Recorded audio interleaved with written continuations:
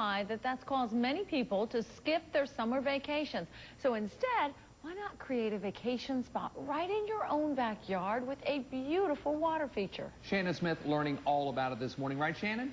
That's right. We were showing you the range and size and price in the last segment, and it is something that you could probably do yourself. Alan Coots with Carolina Pondscapes joins me now. Good morning. Good morning. Now, the one here is rather large, and I would imagine you would want help if you're going to do something this big. Absolutely. This is more of an elaborate pond that you pretty much will want to call a professional in for, unless you have the equipment to do it yourself. Now, if you're going to do it yourself, though, you can choose a much smaller one. I imagine the first step is figuring out where you want to put it in your yard. Right, absolutely. First of all, the number one rule is make sure you mark for utilities. Okay. You know, if you're digging and you hit a power cable, you're going to be in trouble there. So, yeah. We've had cut cable and stuff like that before. But you always want a higher spot in the yard if possible, never in a low spot. If you got a low spot that's collecting water, that's somewhat not of a good location to put it in.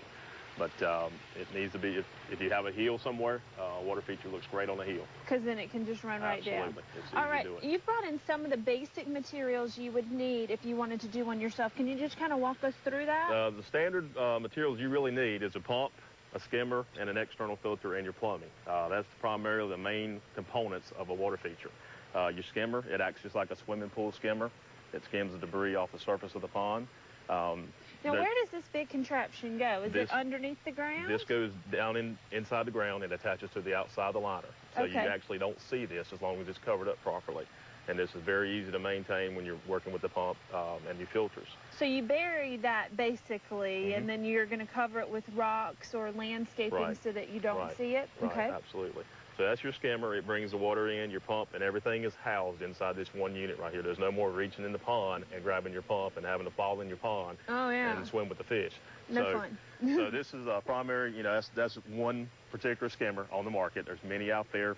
They all pretty much do the same thing. Okay. You also have to have the plumbing to pump the water to the external filter, which is the biological filter that creates your waterfalls.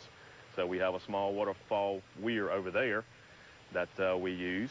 And again, you do the same thing with the rock placement on that one also. You try to hide it as much as possible. You don't want a real natural water feature and see all this black plastic sitting around outside. Now, when you're talking about all these materials, what are these materials going to cost you?